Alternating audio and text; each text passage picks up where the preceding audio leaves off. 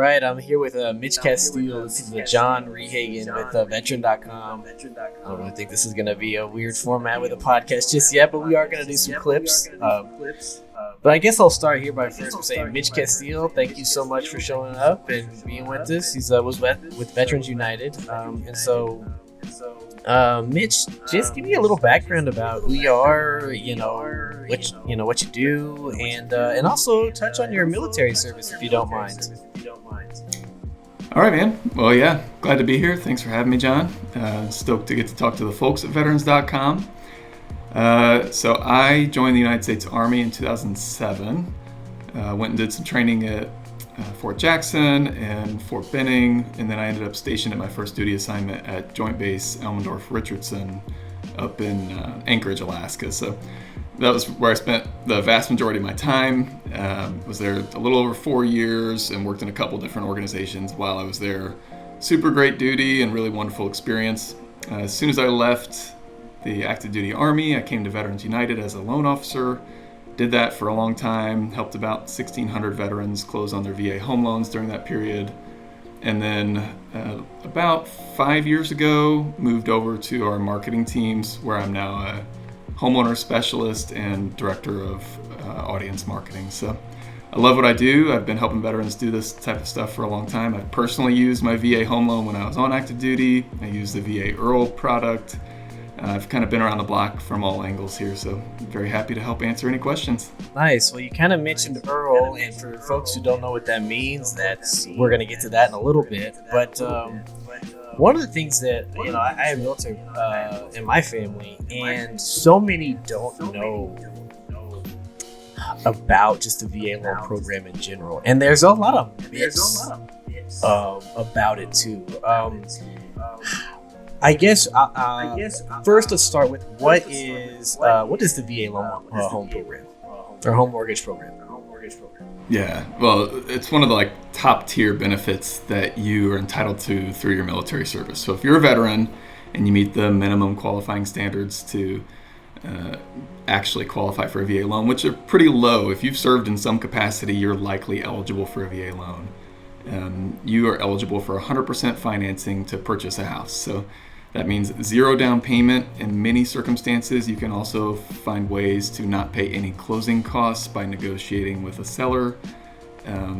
You also don't have to pay private mortgage insurance when you get that zero down payment loan. So it's a pretty unique feature of the VA loan. If you used a conventional loan and say you put 5% down, so not a full 20%, you'd have to pay something called private mortgage insurance. So every month you pay an additional fee to your mortgage lender just for the ability to buy a house with a lower down payment. And that's still putting 5% down. So with a VA loan, no down payment, no private mortgage insurance. And it remains this lifetime benefit. So you can use it once, you can use it again, you can use it to refinance to get your rate lower, you can use it to refinance to get cash out of the equity of your property. So it's really just a super unique, wonderful product that veterans get to qualify for. And, the thing about VA loans that I know that my parents ran into when they used it was a lower interest rate than they were getting offered for conventional. And that's not always the case. And I know we're in a time where, we've seen a little bit higher rates than we've seen in previous years. But it's usually, I have seen and I've heard from folks who've used it that they have found lower rates, or even if they're marginally lower, but that can relate to thousands of dollars on the loan's life. Oh man, absolutely. And that happens because the VA guarantees these loans. They basically put their weight behind it, saying, yeah, this veteran is eligible for the program. We talked a little bit about when I started about myths and stuff. What are things that you've heard? One thing I really love about, I want to really capture with some of these interviews is what people hear and what people are talking about in the military community space. It's what are things that you hear about the VA loan that is potentially exaggerated, but also is just not true? It's a myth that maybe people use that might discourage the use of one. Because I've heard in my family was I had to qualify for that. It was they showed that they did have a DD-214. or DD 214, and they had their paperwork, they had a certificate of eligibility, but they were like, I don't qualify for that because this, that, or whatever. So what are some myths or things that you've seen or heard about VA loans that are true, aren't true, and things that are kind of talked about in the military community as a whole?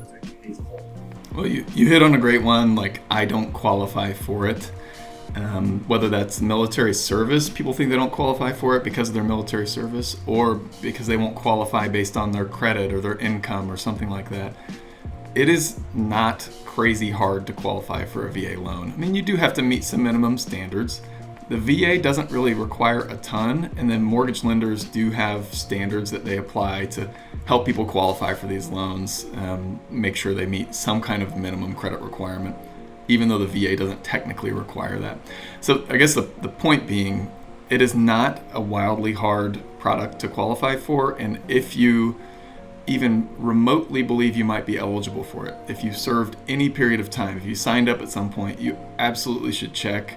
If you're talking to your mortgage lender, like if you talk to Veterans United, we're going to say, step one, look at VA loan. If that doesn't work, we'll look for other things, but you absolutely should at least look to see if you qualify first.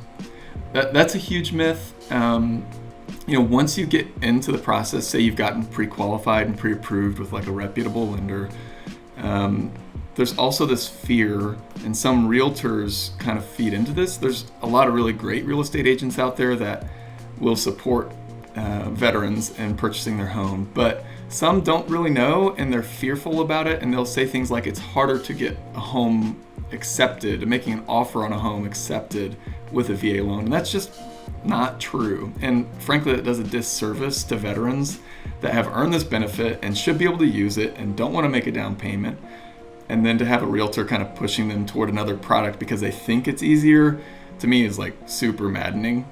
But you land with the right lender, you land with a great real estate agent who does a good job supporting people with veterans benefits, and it's just as simple to get people into those homes using VA loans as it is with a conventional loan. I want to touch back on that if I can.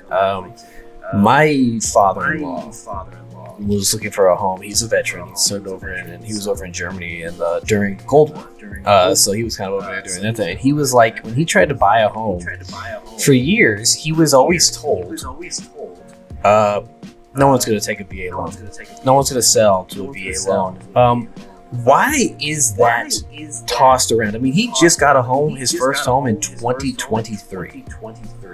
Because for years, he waited to get a house because he was told and discouraged, well, if you don't have 20%, you can't get a house because, the people aren't going to accept a VA loan. So, can we talk a little bit about where that comes from, or why people do say that, why it's potentially, why it's wrong, or why it's, why you feel like it's misleading, and also comparing the difference between that 20% down to 0 down in a real way that people can understand the numbers. Because I know you are a loan officer, so you can kind of put it in dollars and cents that people can understand.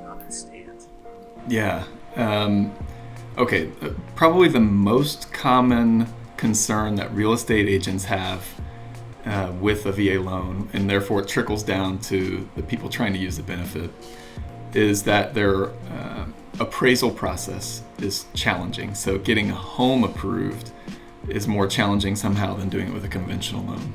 So the VA requires that you get an appraisal of the house, and most other loan products do too.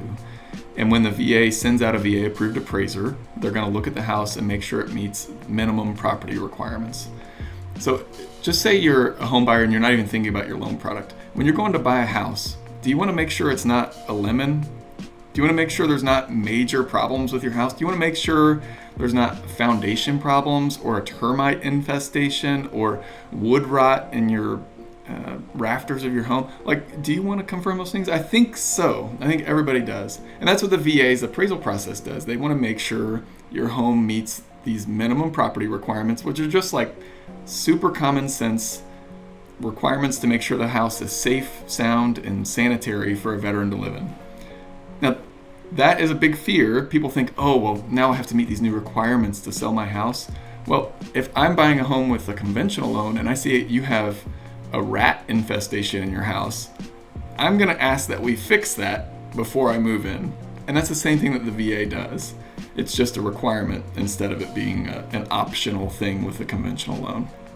Well, you know what's interesting? It makes me think about I know so many people now. The housing market is what it is. So it's like during the pandemic and even shortly thereafter, when the interest rates were still pretty decent, and I say decent, but historically low is probably the better word I should use.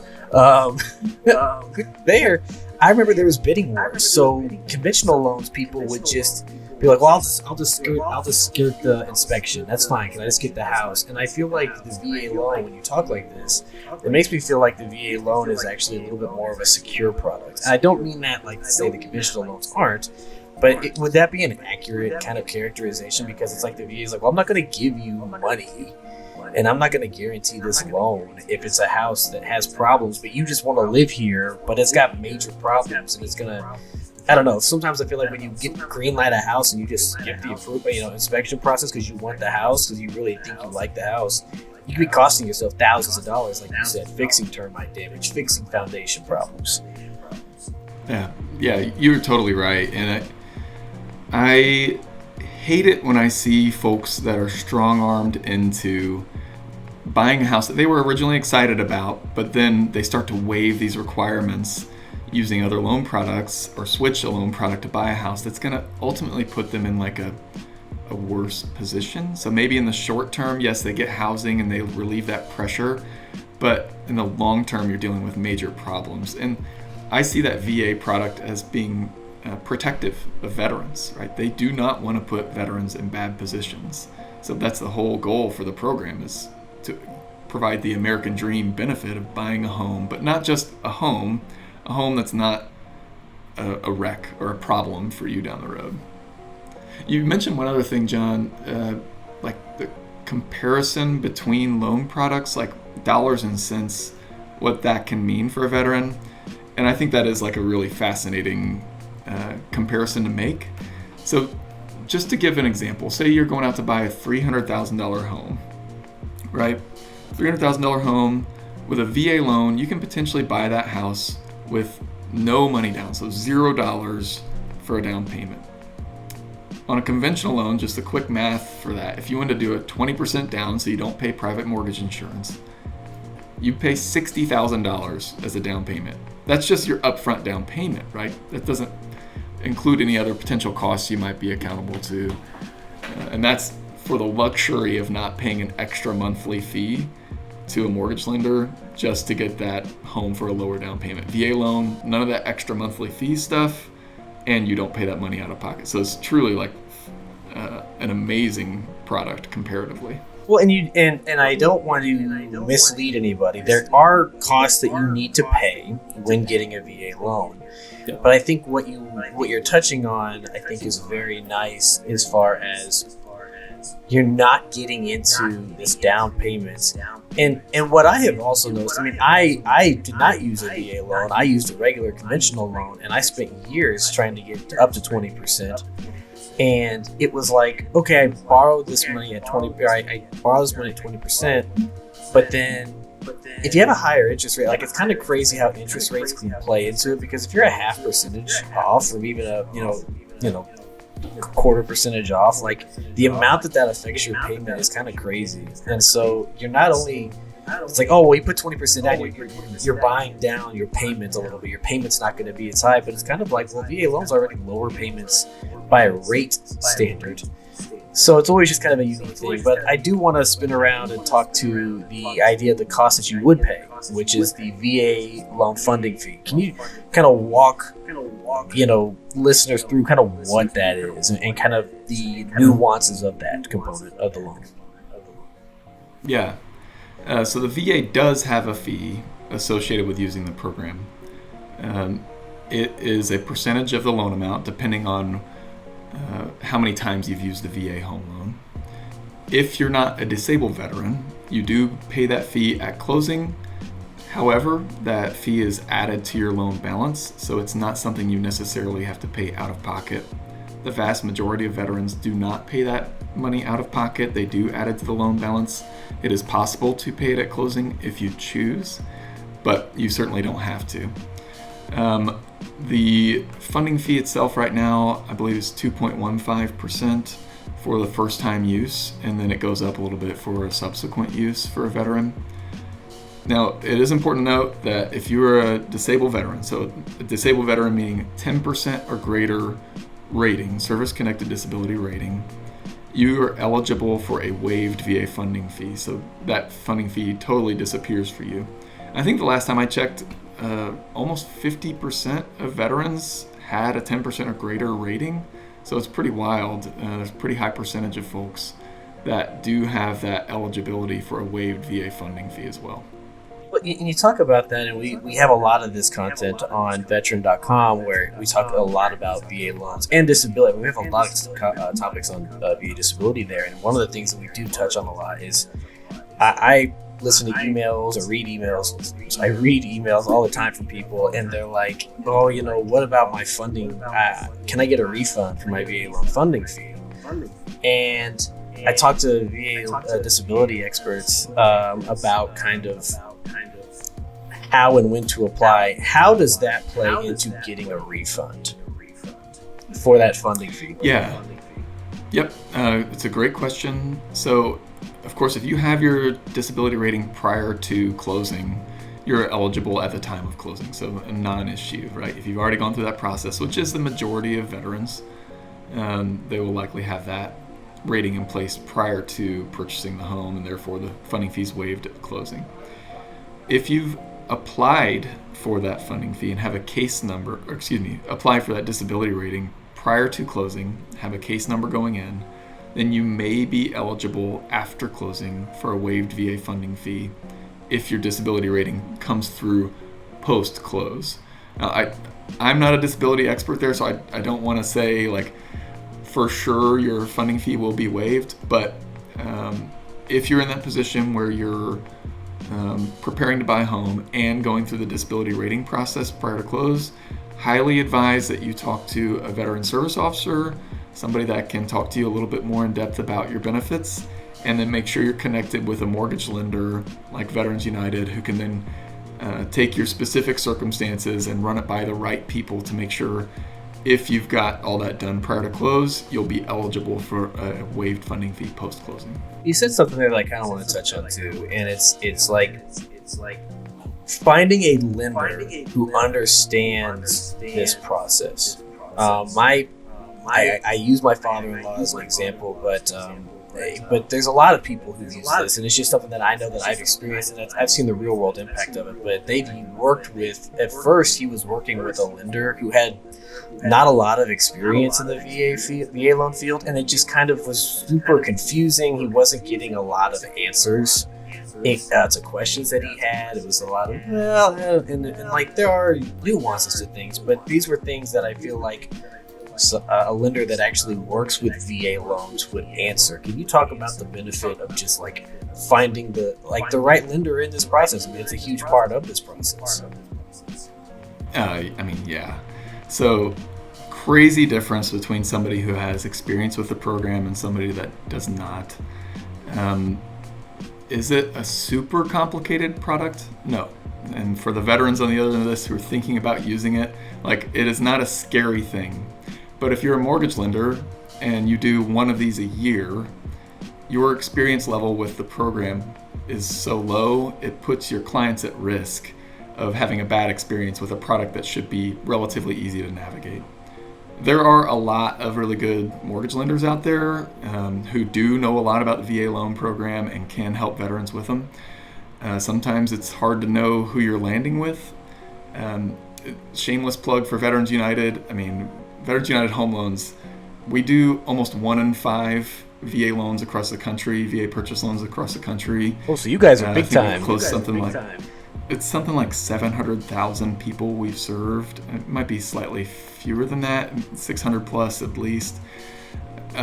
When you do that number of VA loans and you develop the kind of in-depth aggregated knowledge about this program, I mean, it is unique to have that much, and we far and away do more of these than anyone else when it comes to VA purchase loans. So being interwoven between other loan officers, sharing knowledge, sharing that edge case ability to solve problems that come up during a process, whether it's VA loan or not.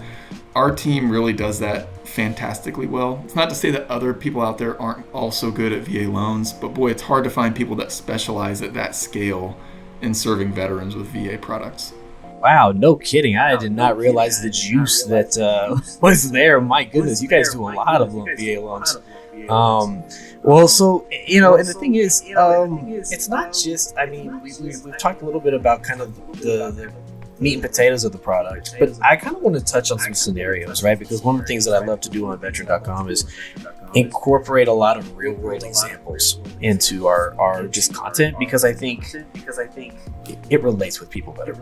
So I want to talk a little bit about kind of what happens if you get a VA loan, and let's say you're stationed at Fort Leonard Wood, and then all of a sudden you get PCS orders, and you go to San Antonio, Joint Base San Antonio, or something like that. I mean, how does all of this kind of play into when you're active duty and compared to veterans, right? When you're active duty and you're moving a lot, what are some of the landscape that you have to navigate in that scenario? Yeah, well, and it won't be a surprise to the veterans listening, like a PCS process is not always fun and can be frustrating when you're doing that permanent change of station between totally different places across the country. My first PCS move was from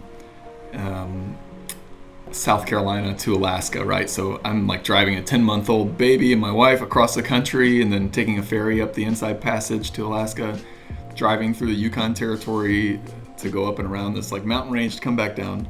All of this, like, at the same time I'm thinking I'm going to start a new job, I need to get connected, I've got to find housing, I'm going to need temporary housing while I get there, also just need to get plugged into a community. All those things are on your mind. So housing becomes a big component of making sure that works smoothly and you're not like wildly stressed over where you're going to live. Oftentimes you have limited time to do that. Veterans will talk about permissive TDY, so in advance of a PCS move, you can sometimes be granted leave to go and search for a home, but you're also pretty limited there too. You don't have a ton of time to do that.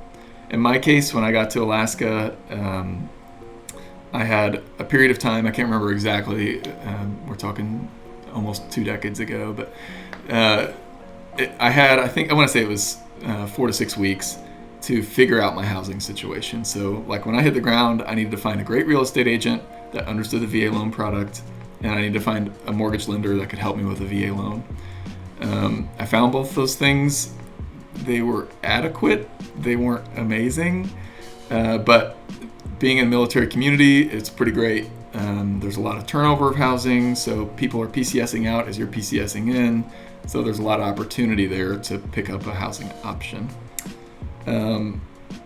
When you're PCSing, big things you can do that will benefit you.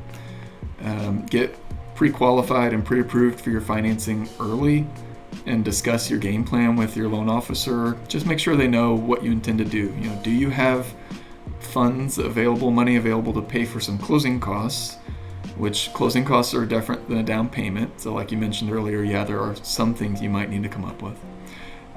Are you connected with a real estate agent that you can trust? That's another place where, another shameless plug, Veterans United, we connect folks with our real estate partners through Veterans United Realty. It's actually a referral network, so we just can connect you with someone if you need a veteran-oriented real estate agent to serve you that knows the product a little bit better. Of course, you can choose whoever you want to work with, but if you can find someone who's trusted and done it several times, it can benefit you.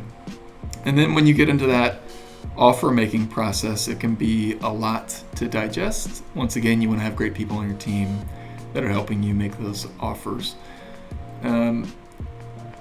On the timing piece, so I mentioned I had roughly a little over a month to get that figured out. During that period, I've got a wife and a little kid, and we're basically in a hotel room for like 6 weeks. So you've got to figure out what you want to do, and you want to do it quickly. Yet another time where having a good mortgage lender, a good real estate agent are going to benefit you tremendously in getting that done quickly. But at the end of the day, the VA loan product is easily executable in that amount of time by people who are professionals at it. Just like any other loan products, you don't need to be strong-armed into using conventional loan or FHA loan or something that may not necessarily benefit you the same way. You mentioned the idea of like, okay, well, we were here in South Carolina, we moved to Alaska. Oh, so what happens if I have a VA loan? Yeah, okay, I used my VA loan in South Carolina, and now I'm moving there, but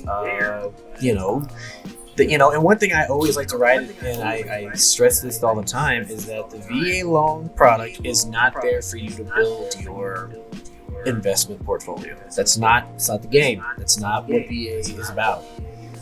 When they offer this. So can you tell me kind of like, you can get a second VA loan, but it gets complicated if you're probably going to have to if you want to get a house. If you're moving somewhere for several years, I would imagine that you might rent for a little bit, but you do want to get a house. And what if I can't sell this one in South Carolina as quickly as I want to, or so on and so forth? You're going to walk us through that process a little bit? Yeah, and it happens all the time. And I know you say, don't treat this as an investment, don't treat this as a wealth building product, but it kind of can do that for people. And I've seen it happen for veterans who, as they're PCSing from one location, they say, I'm not going to sell this house, I'm going to rent it out.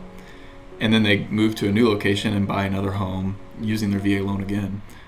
The way that works, you can use the income immediately. So if you lease out your property, as soon as you get that lease agreement back and meet a couple other minor requirements, you can offset that mortgage payment for the other, like the home that you currently own, in order to qualify for a new mortgage with the VA loan. So that's one facet of this. You can offset that debt from that other mortgage with rental income. The other piece is your VA eligibility, right? So I don't have all of my VA eligibility tied up in that one loan. I have what's called second tier entitlement as a veteran, where I could then potentially use more of my VA loan entitlement to buy another property using that second tier. There's a calculation that you do to determine how much of that you have left, but the bottom line is most people who go on to do that, assuming they qualify based on their income and their credit scores, can use the VA loan to buy another home while they still have their eligibility somewhat tied up in their first home that they've purchased with the VA loan. You mentioned entitlement there. If you were going to give a crash course of about a couple sentences, not trying to summarize the complex topic, but if you could give a crash course to somebody who doesn't understand what entitlement is and what that means, well, how would you explain that? Yeah, when you've served the requisite time, the required time on either active duty, National Guard, Title 10 orders, if you've served the amount of time required to qualify for a VA loan, you'll receive entitlement. Now, that entitlement comes in the form of a certificate of eligibility from the VA, which a VA-approved lender can access on your behalf. So if you talk to somebody who knows what they're doing, they'll procure that certificate of eligibility for you. And it basically states, yeah, this guy or gal is eligible for a VA home loan. And the VA tracks, once you've purchased your first home, how much of your eligibility has been used for use in that calculation for things like second tier entitlement in the future. Nice. And so if you have some, now can you talk about how, like, if you only have a little bit of full entitlement, you don't have full entitlement, how does that change the process of getting a VA loan in the form of down payments? Mm-hmm. So if you have used up some of your entitlement and you go on to buy the next house, your lender will do a calculation and help you determine how much 100% eligibility you have remaining. So let's say I've got enough entitlement remaining for to buy a home up to $300,000 without a down payment. If I want to spend $350,000 on the next home, I've got to come up with a down payment on that difference. So if it's a $50,000 difference, I need to come up with a 25% down payment on that difference, which would be $12,500 on that difference amount to buy a $350,000 home. So still remains like a really super low down payment option, and gets you access to, like you said, better VA home loan rates, the ability to streamline refinance your home loan later if you want. All those things remain possible for you, even if you don't have enough 100% entitlement to make zero down payment. You mentioned that you've used the VA loan product while you were serving. How did that experience and your time there kind of translate to when you became a loan officer? I have to imagine. I don't want to put words in your mouth. How did that translate? Because you mentioned you helped. What was it? 16,000 or 1,600 or how many folks did you help? Like, so how did your service history and kind of your previous use of the product and going through that process, how did that help you with the becoming an LO? Yeah, well, I guess number one, like, it's really easy to connect with people who you've had the same experiences with. So outside of just VA loan stuff, it was really like nice and an honor to get to talk to people who were serving and like just to instantly get it. So from a personal standpoint, that was just really cup filling to get to talk to people who, give a crap about what's going to happen to our country and want to serve and are trying to do good in the world. So just from a personal standpoint, I loved that part of the job. And it was easy to connect because I had done the same thing.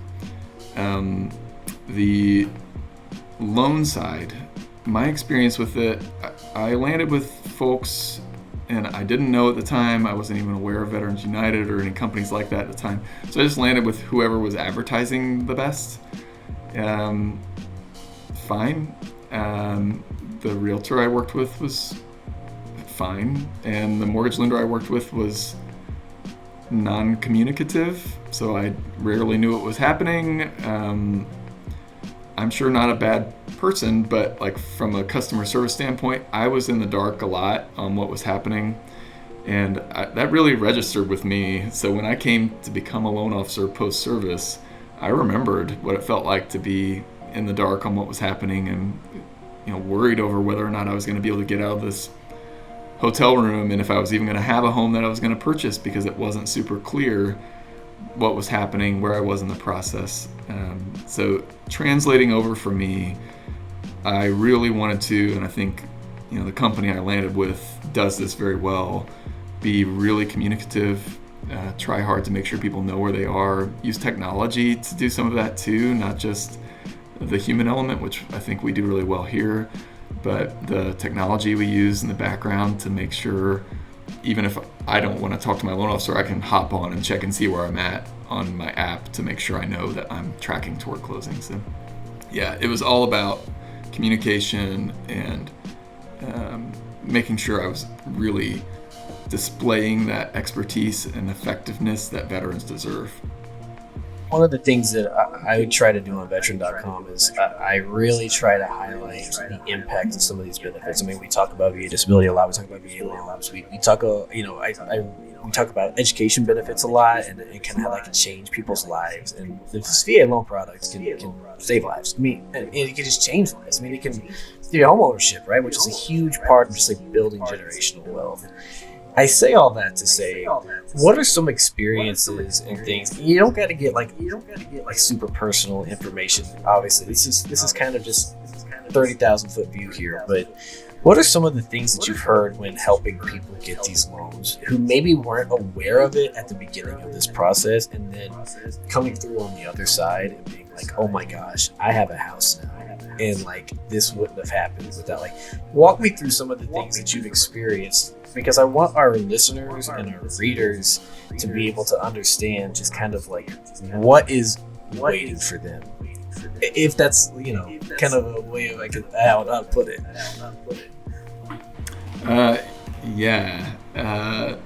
For some people, it's truly transformative.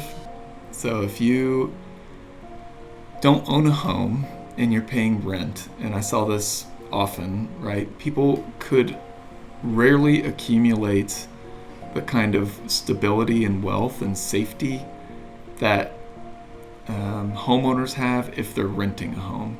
So it's not to say it's always the worst decision for people to rent homes, but seeing how it's been transformative. I remember one gentleman, he and his, I think he had 5 kids. It was a lot of kids. It was more kids than I want. But he and his wife, great people. I helped them purchase their first home, and that was really special. He was really emotional about that, and he just felt like he had roots finally. After having spent a lot of time in the military moving around, he felt like he had roots. This is post-service for him. But then down the road, over several years, he benefited in other ways from that VA loan program. So at one point, the lot next to his home came up for sale for a really good price, and he bought that himself, but then came back later and said, hey, I want to refinance to combine this parcel with my parcel, and also recover the cost of this purchase of this land. So we helped him do that, which was really cool. And the reason he wanted that plot next to his home was so he could have a place for his kids to play. So now he owned that plot, and now his kids have more room to play. And then it was yet another couple of years down the road. He had been continuing to make payments. The value of his home had gone up, and he took some cash out of his property to help pay off some of his consumer debts. So he had high credit card payments.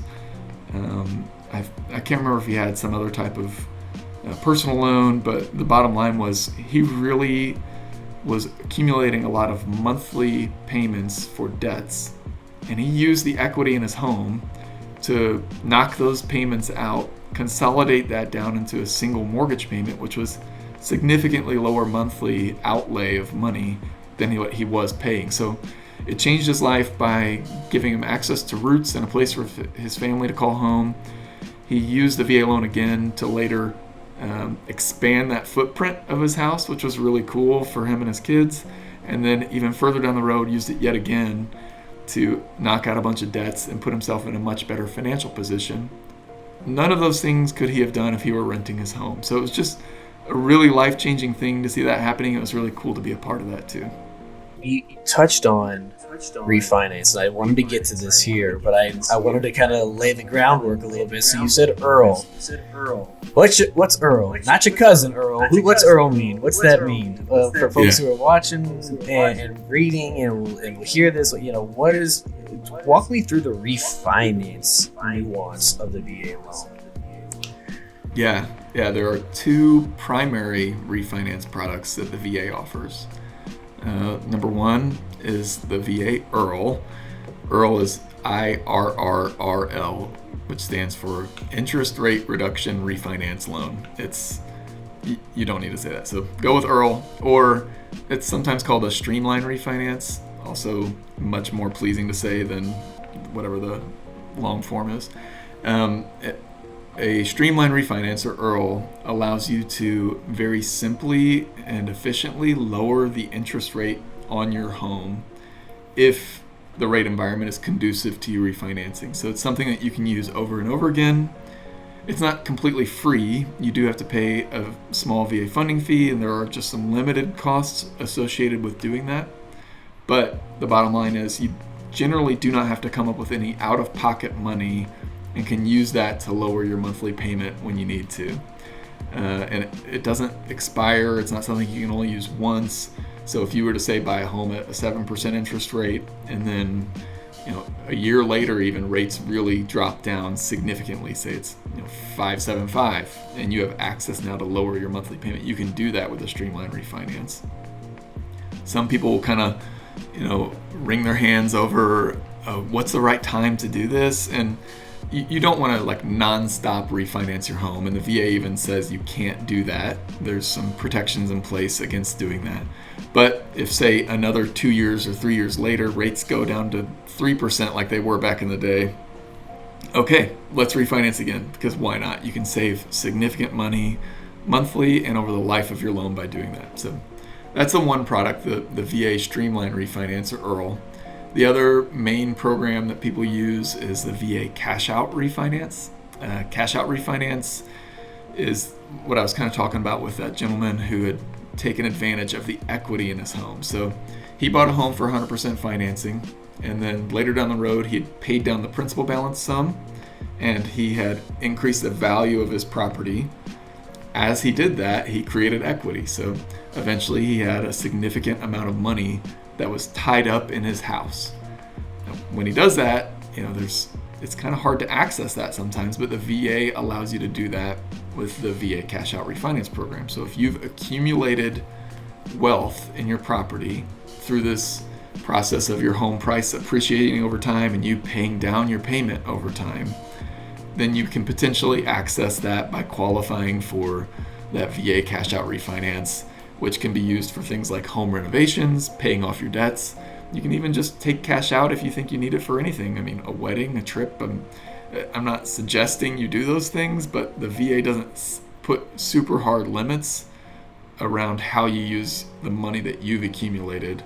And that's where, for me, it's like it really connects that this is the American dream. People who, they served, they didn't earn maybe a ton of money while they were doing that, but they earned this benefit. And by using that benefit, getting into a home maybe 10 years earlier than you would have, having to accumulate a down payment with that no down payment. And now you can build wealth and be on that train that everybody else is riding here to build equity in their home and use that to their advantage.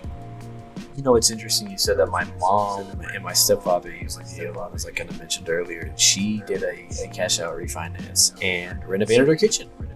And it made, it was an old, got new cabinets, new appliances, and so it's very real, and it's fun that you mentioned it, because hearing I saw your face just kind of lighting up a little bit. It was cool because it's like it does offer you shelter. It does offer you to have a home base, but then, like you said, it becomes a tool too, right? And look, homeowners complain about the leaky roof and stuff, and it's whatever, it happens. But it becomes a tool that you can really use in a lot of different ways. It's like a Swiss Army knife for a little bit, It's just like it has all these different things you can do. So it's fascinating to hear about these types of things and experiences. I think what I've really enjoyed hearing you talk about is the way that this has changed people's lives. It's such a fun thing to hear about when people's service gets recognized for these benefits and they can go on and change their life.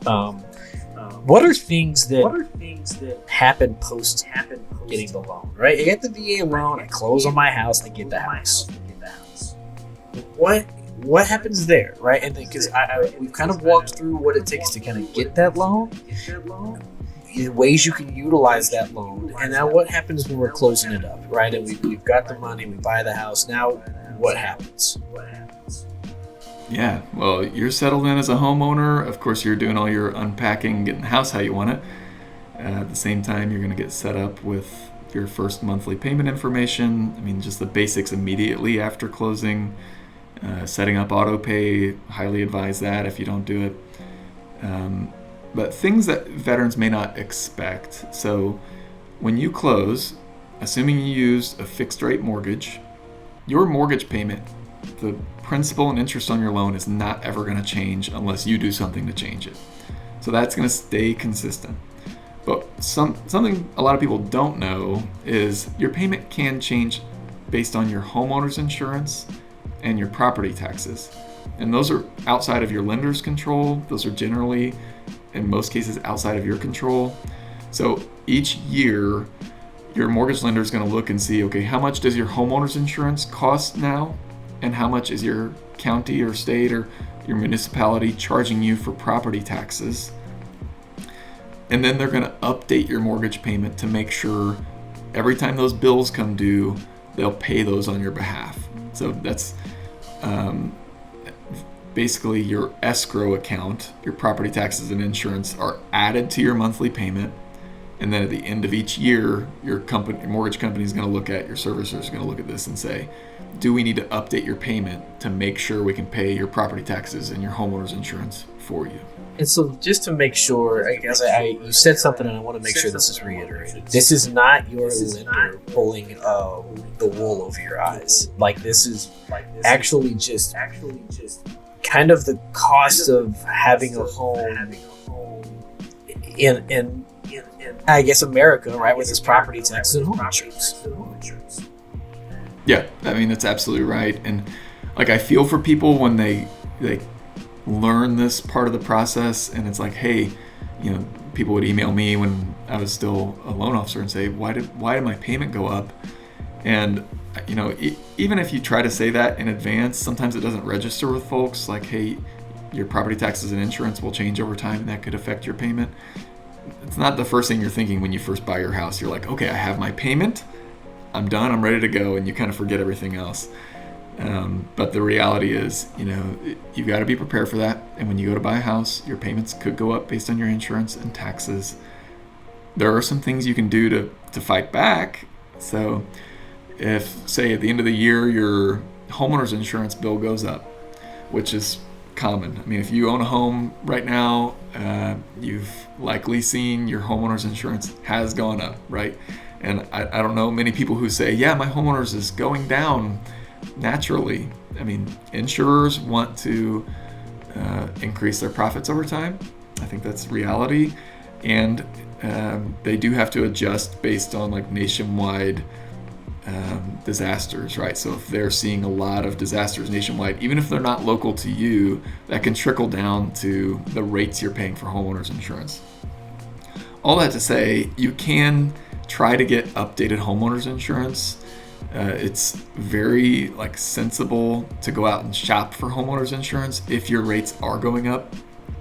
We see people do it through Veterans United Insurance here. We've got an affiliate broker that does that and shops rates to try to get people better deals. But the bottom line is, if your insurance is going up and that's affecting your monthly payment, you can shop and try to fight back a little bit. I mean, you can't stop a rising tide completely, but you can definitely try to stem that tide and bring your homeowner's insurance rate down. Gotcha. No, I mean, hey, I think that's important to hear, because I'm hearing Mitch being like, listen, don't kill the messenger, man. Your loan officer is not the messenger, right? It's just, this is how it goes, and I'll tell you what it is, and it's still hurts start of the year when your premiums go up for your home insurance and car insurance. I've been there before. I mean, we've had to switch things before with my wife and I, because we're just like, what happened? What? So I get the sticker shock from a consumer standpoint. One of the things that I think a lot about too is when you are in the VA loan kind of shopping process, sometimes, and I want to touch on one more thing with the VA disability aspect, is that your VA disability payments can count as income, residual income. Because I know we talk a lot about debt to income ratio, right? If you're listening to this and reading this, I'm sure you've ran into this issue trying to get a loan for a home. What are some benefits that the VA loan allows for military folks when they are trying to apply, for a loan, as far as how, what counts as income, what things don't count as income, and also just what are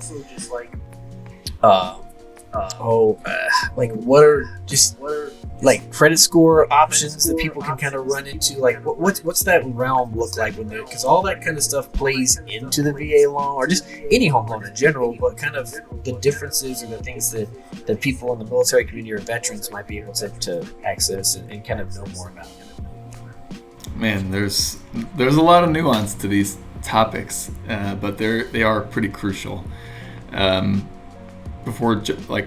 I'll say some things, and it might seem like a lot, but for the veterans listening and thinking about this, keep in mind, your loan officer, you get somebody good, they're going to do all this stuff for you. So you don't need to worry about coaching them up on how to qualify your incomes and stuff like that. But there is a ton of nuance that goes into it. And it's important for people to know just how much it matters to have somebody who's an expert at this. You mentioned disability income. So yeah, absolutely, your VA disability income can be used to qualify. We also can use things like Social Security disability. Oftentimes when a veteran is 100% disabled, they'll have both VA and Social Security disability. Not only can we use those, along with things like BAH and BAS, so basic allowance for housing, allowance for subsistence, all of these incomes are non-taxable. So we can do things to actually use them and leverage that non-taxable status of the income to help you qualify for more. So we call it grossing up an income. We can actually apply a multiplier to those incomes to increase the amount that you can use to qualify for your mortgage. So those are added benefits of these like other incomes that are non-taxable. You mentioned credit stuff. So, the VA doesn't have a hard and fast rule for credit score you have to have to qualify for a VA loan. But I don't know of a single lender out there that does a VA loan without a credit score overlay, is what they call it. Basically, lenders determine what credit score you need to have to qualify for a VA loan with them. There are a lot of pretty widely used numbers as like a minimum. So there's not a hard and fast, but like I think if you're thinking 620 or so as a credit score or better is generally a rule, but you can get lower than that in some places. Oftentimes though, you need to keep in mind there's not one interest rate for a VA loan regardless of credit score. So if you're a veteran and you've got excellent credit scores, you're going to get the best rate among those VA loans. If you've got a lower credit score but it qualifies, you'll still get a good rate, a fair rate, but it might not be quite as good as the person with the 800 credit score. I say that to say if you find somebody that does a loan under a 620 credit score or goes down to 600 or 580, just watch for sticker shock, because you may well see a significantly higher interest rate at those lower credit scores because they think you're like a riskier loan to do. If you've got lower credit scores, there are tools out there that can help you improve those. Veterans United has like a credit repair team that does some of that, and some other lenders do things similarly. We do it for free. It's a service we offer to veterans to help them improve their credit scores to either qualify or just even improve to try to improve their interest rate.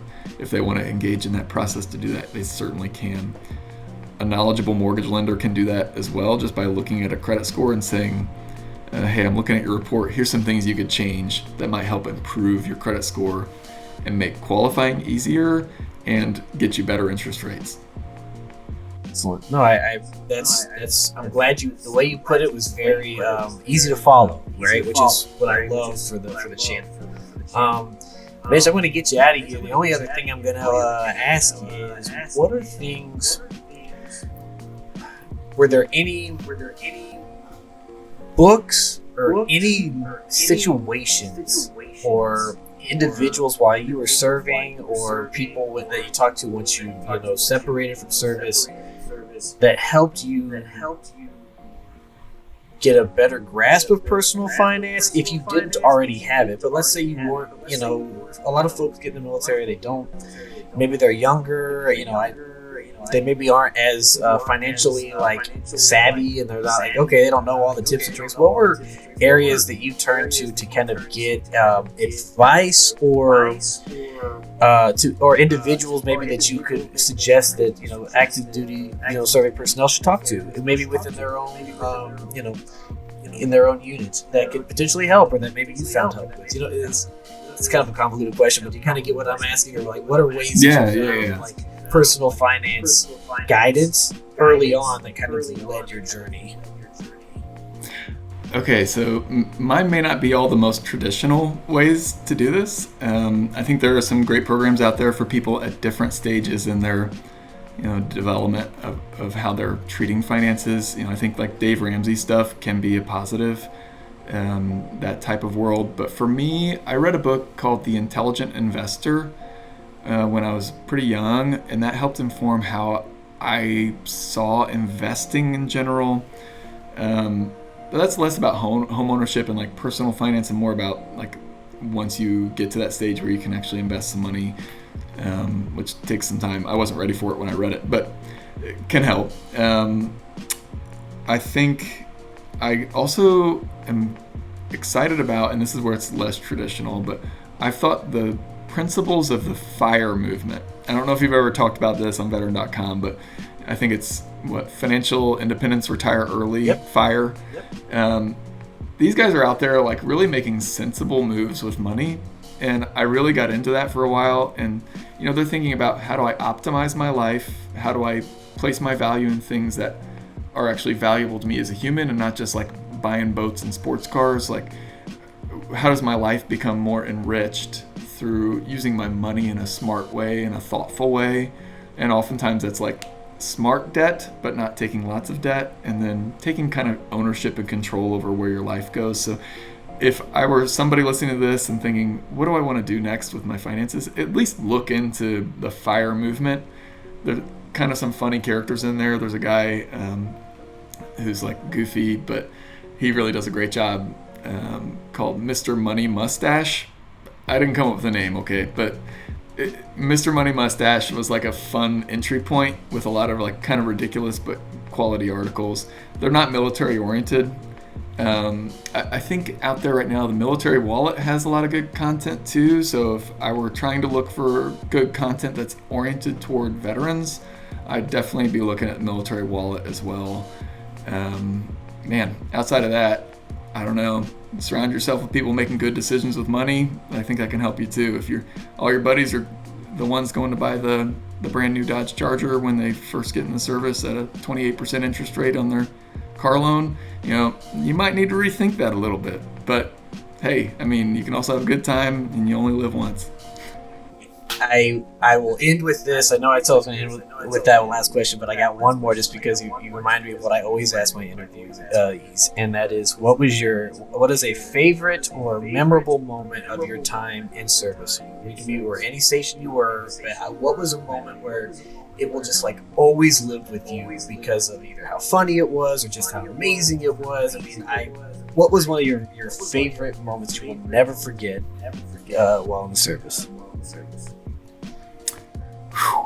Wow. Man.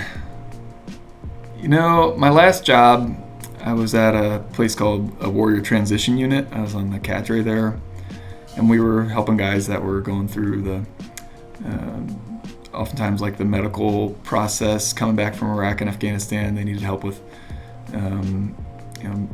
physical issues or mental health challenges that they were dealing with. There were a few things in my time there that really were like a big deal, and some of those really like hit deep. I think being around a group of like-minded people who were really, truly committed to trying their best to do good in the world, and they're imperfect in that, and I was too.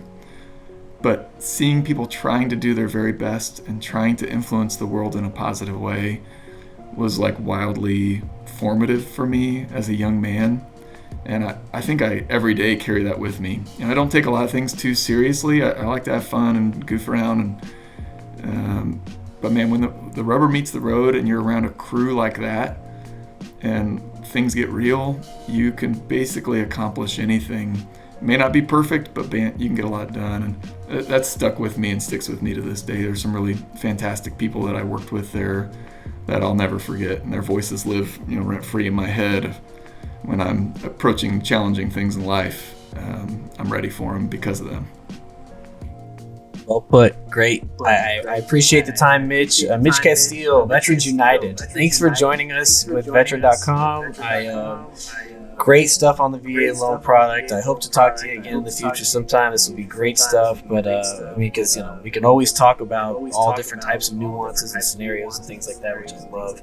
But thank you for taking the time out of the day to talk to us about this, because, like I said, I think our readers and our viewers and our listeners will really value this, and I think it'll help just put some perspective, with the words that maybe they read or things that they hear. So thank you so much again, and have a great day, man.